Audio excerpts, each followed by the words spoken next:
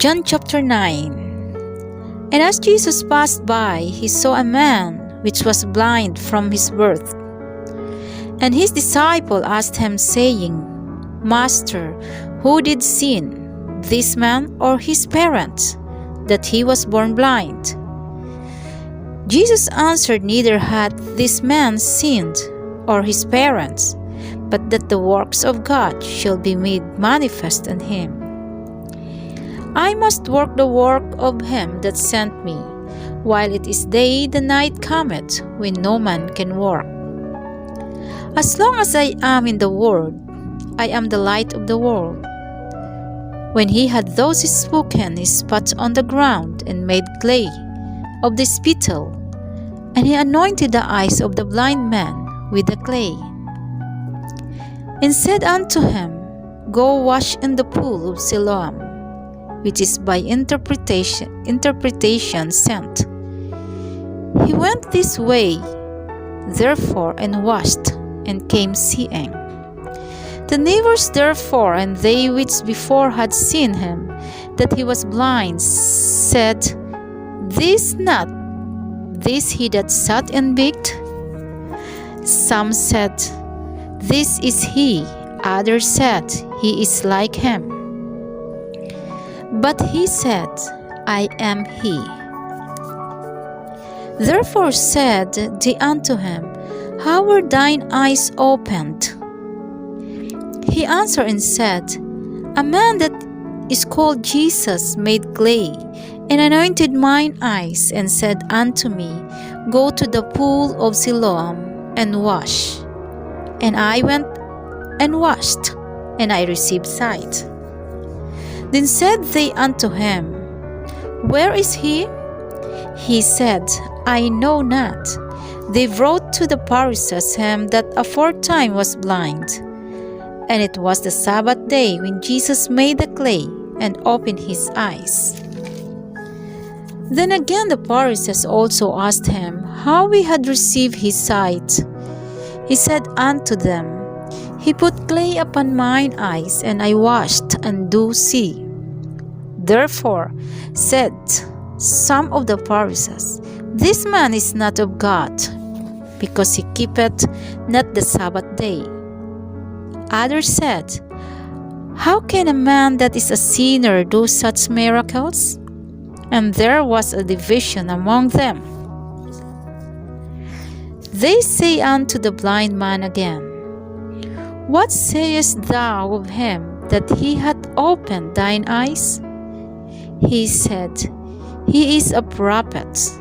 But the Jews did not believe concerning him, that he had been blind, and received his sight until they called the parents of him that had received his sight.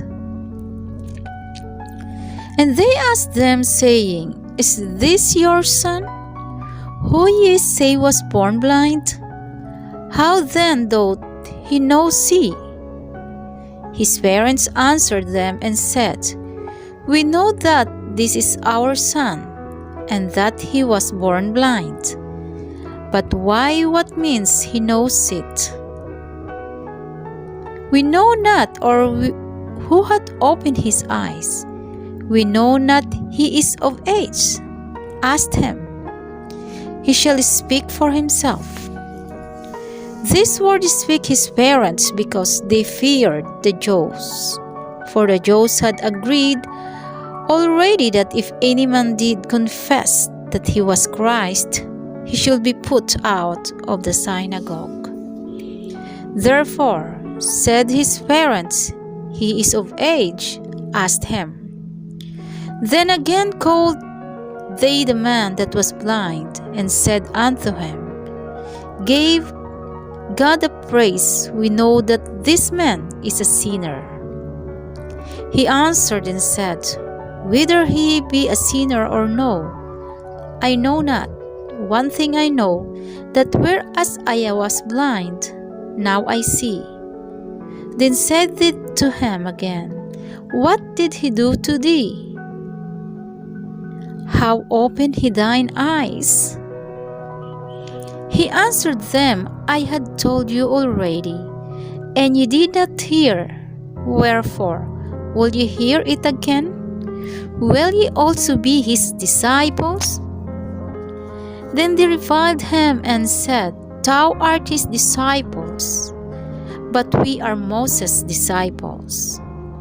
We know that God spake unto Moses as for this fellow.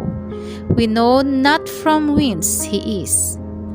The man answered and said unto them, Why, herein is a marvelous thing, that ye know not from whence he is, and yet he had opened mine eyes. Now we know that God heareth not sinners, but if any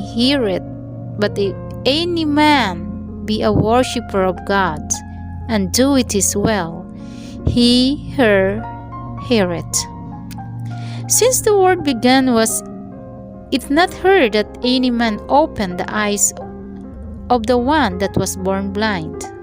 If this man were not of God, he could do nothing. They answered and said unto him, Thou wast altogether born in sin? And dost thou teach us? And they cast him out? Jesus heard that they had cast him out, and when he had found him, he said unto him, Dost thou believe on the Son of God? He answered and said, Who is he, Lord, that I might believe on him? And Jesus said unto him, Thou hast both seen him, and it is he that talketh with thee. And he said, Lord, I believe. And he worshipped him. And Jesus said, For judgment I am come unto this world, that they which see not might see, and that they which see might be made blind. And some of the Pharisees which were with him heard these words, and said unto him, Are we blind also? Jesus said unto them, If ye were blind, ye should have no sin. But now ye say, We see, therefore your sin remaineth.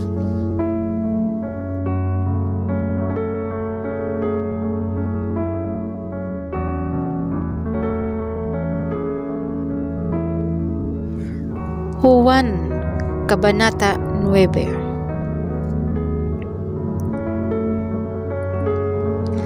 At sa pagdaraan niya ay nakita niya ang isang lalaking bulag mula sa kanyang kapanganakan, at itinanong sa kanya ng kanyang mga alagad na nagsasabi, Rabay, sino ang nagkasala, ang taong ito o ang kanyang mga magulang, upang siya ipanganak na bulag? Sumagot si Jesus, Hindi dahil sa ang taong ito ay nagkasala ni ang kanyang mga magulang man, kundi upang mahayag sa kanya ang mga gawa ng Diyos. Kinakailangan nating gawin ang mga gawa niyaong nagsugo sa akin. Samantalang araw, dumarating ang gabi na walang taong makagagawa. Samantalang ako'y nasa sanglibutan, ako ang ilaw ng sanglibutan. Nang masabi niya ang ganito'y, siya'y lumura sa lupa at pinagputik ang lurak at pinahiran ang mga mata niya ng putik. At sinabi sa kanya, Humayo ka, maghugas ka sa tangke ng Siloe, na kung liliwanagin ay sinugo. Siya nga'y humayo at naghugas at nagbalik na nakakikita. Ang mga kapitbahay nga at ang nagkakakita sa kanya ng una, na siya'y pulubi, ay nagagsabi, Hindi baga ito ang nauupo at nagpapalimos? Sinabi ng mga iba, Siya nga. Sinabi ng mga iba, Hindi, kundi nakakamukha niya. Sinabi niya, Ako nga. Sa kanya nga'y kanilang sinabi, Paano nga ang pagkadilat ng iyong mga mata? Sinagot siya, Ang lalaking tinatawag na Jesus ay gumawa ng putik at pinahira ng aking mga mata. At sinabi sa akin, humayo ka sa Siloe at maghugas ka. Kaya't ako'y humayo at naghugas, at ako'y tumanggap ng paningin. At sinabi nila sa kanya, saan naroroon siya? Sinabi niya, hindi ko nalalaman. Dinala nila sa mga Farisiyo siya ng unay bulag. Araw nga ng Sabat nang gumawa ng putik si Jesus at padilatin ang kanyang mga mata. Muling ang tinanong naman siya ng mga Farisiyo kung paanong tumanggap siya ng kanyang paningin. At sinabi niya sa kanila, nilagyan niya ng putik ang ibabaw ng aking mga mata at naghugas ako at ako'y nakakakita.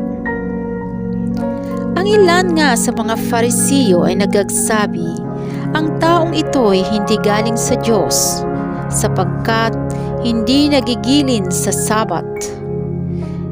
Datapwat sinasabi ng mga iba, paano bagang makagagawa ng gayon? Mga tanda ang isang taong makasalanan at nagkaroon ng pagkakabahabahagi sa gitna nila. Muling sinabi nga nila sa bulag, ano ang sabi mo tungkol sa kanya na siyang nagpadilat ng iyong mga mata? At kanyang sinabi, siya ay isang propeta. Hindi nga nagsipaniwala ang mga Hudyo tungkol sa kanya na siya'y naging bulag at tumanggap ng kanyang paningin hanggang sa kanilang tinawag ang mga magulang yaong tumanggap ng kanyang paningin. At nagtanong sa kanila na sinasabi, ito baga ang iyong anak na sinasabi ninyong ipinanganak na bulag? Paano ngang nakakakita siya ngayon? Nagsisagot ang kanyang mga magulang at nagagsabi, nalalaman naming ito'y aming anak at siya'y ipinanganak na bulag. Datapwat, kung paanong siya'y nakakakita ngayon ay hindi namin nalalaman, o kung sino ang nagpadilat ng kanyang mga mata ay hindi namin nalalaman. Tanungin siya, siya'y may gulang na, siya'y nagsasalita para sa sarili niya. Ang mga bagay na ito'y sinabi ng kanyang mga magulang sapagkat nagagtatakot sa mga Hudyo, sapagkat pinagkaisahan na ng mga Hudyo na kung ang sinong mang tao'y ipahayag siya na siya ang Kristo ay palayasin siya sa sinagoga. Kaya't sinabi ng kanyang mga magulang, bilang ikalawa, siya'y may gulang na ang taong naging bulag siya. At dahil sinabi sa kanya, tinawag nilang mo ang bilang Diyos, ikalawa, nalalaman naming makasalanan ang taong ito. Sumagot nga siya, kung siya'y makasalanan ay hindi ko nalalaman. Isang bagay ang nalalaman ko, na bagaman ako'y naging bulag, ngayoy nakakakita ako.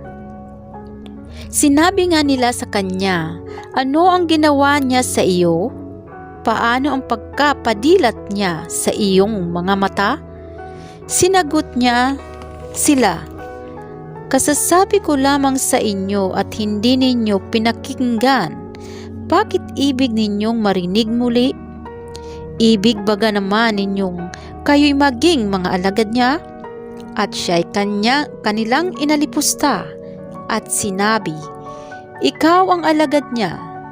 Datapwat kami mga alagad ni Moises. Nalalaman naming nagsalita ang Diyos kay Moises. Datapwat tungkol sa taong ito ay hindi namin nalalaman kung taga saan siya. Sumagot ang tao at sa kanila ay sinabi, narito nga ang kagilagilalas na hindi ninyo nalalaman kung siya'y taga saan at gayon may pinadilat niya ang aking mga mata. Nalalaman naming hindi pinakikinggan ng Diyos ang mga makasalanan. Datapwat kung ang sino mang tao'y maging mananamba sa Diyos at ginagawa ang kanyang kalooban, siya'y pinakikinggan niya. Buhat ng lalangin ang sanglibutan ay hindi narinig kailanman na napadilat ng sino man ang mga mata ng isang taong ipinanganak na bulag. Kung ang taong ito hindi galing sa Diyos ay hindi makagagawa ng anuman. Sila'y nagsisagot at sa kanya'y sinabi, "Ipinanganak kang lubos sa mga kasalanan, at ikaw baga ang nagtuturo sa amin?" At siya'y pinalayas nila. Nabalitaan ni Jesus na siya'y pinalayas nila, at pagkasumpong sa kanya ay sinabi niya, "Sumasampalataya ka baga sa anak ng Diyos?" Sumagot siya at sinabi, "At sino baga siya, Panginoon, upang ako'y sumampalataya sa kanya?" Sinabi sa kanya ni Jesus, "Siya ay nakita mo na at siya nga na nakikipagsalitaan sa iyo." At sinabi niya, "Panginoon, sumasampalataya ako," at siya'y sinamba niya. At sinabi ni Jesus, "Sa paghatol ay naparito ako sa sanglibutang ito upang ang mga hindi nakakakita ay magkakakita at upang ang mga nakakakita ay maging mga bulag." Yaong mga Fariseo na kasama niya ay nakakarinig ng mga bagay na ito at sinabi sa kanya, kami baga naman ay mga bulag din?" Sa kanila'y sinabi ni Jesus, "Kung kayo'y mga bulag, ay hindi kayo magkakaroon ng kasalanan. Datapwat, ngayoy sinasabi ninyo, kung kami nakakakita, nananatili ang inyong kasalanan."